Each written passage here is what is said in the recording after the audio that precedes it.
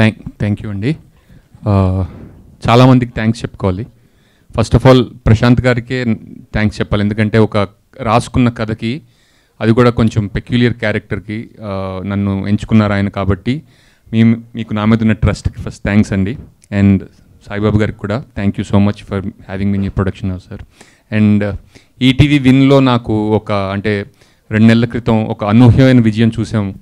అనగనగా దీంట్లో అంటే ఒక ఓటీటీ ప్లాట్ఫామ్లో వచ్చిన సినిమా థియేటర్లో రిలీజ్ అవ్వడం, ప్లాట్ఫామ్లో వచ్చిన తర్వాత థియేటర్లో రిలీజ్ అవ్వడం, అంత పెద్ద హిట్ అయింది అది.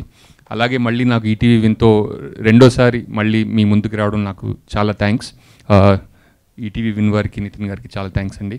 అండ్ ఈ సినిమాలో సాయిరామ్ గారు వండర్ఫుల్ వర్కింగ్, శ్రీరామ్ గారు వండర్ఫుల్ వర్కింగ్ విత్ యూ అండి, హేమంత్ గారు.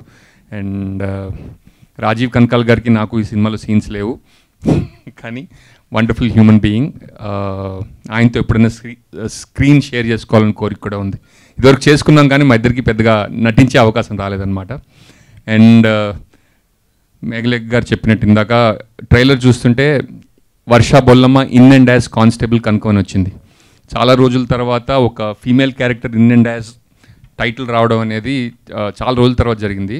అండ్ ఆ స్టోరీ కూడా అలాంటిది ఎంచుకోవడం, అండ్ ఇలాంటి కథలు ఇంకా చాలా రావాలని, అండ్ మంచి మంచి పాత్రలు ఇంకా ఫీమేల్ పాత్రలు రాయాలని రైటర్స్ అందరూ నేను కోరుకుంటున్నాను.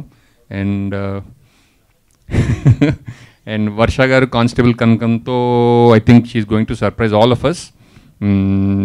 కానీ ఎప్పుడు మనకి ట్రైలర్లో అంత సీరియస్గా కనిపించింది. నేను కూడా ఫస్ట్ టైం ఈ అమ్మాయి ఇంత సీరియస్గా ఉంటుందని నాకు ట్రైలర్ చూసిన తర్వాత అర్థమైంది. Very funny girl. ఆమెకి ఇన్స్టాగ్రామ్లో ఆమె కోర్స్కి కూడా చాలామంది ఫాలోవర్స్ ఉన్నారు, అందులో నేను కూడా ఒకండి. Thank you. అండ్ ఇంకా ఎవరి పేర్లైనా మర్చిపోతే నన్ను క్షమించండి. ఎక్కువ మాట్లాడమంటున్నారు కాబట్టి ఒక నిమిషం ఎక్కువ మాట్లాడడానికి ప్రయత్నించాను, కాకపోతే నాకు కూడా మాటలు రావట్లేదు. Thank you.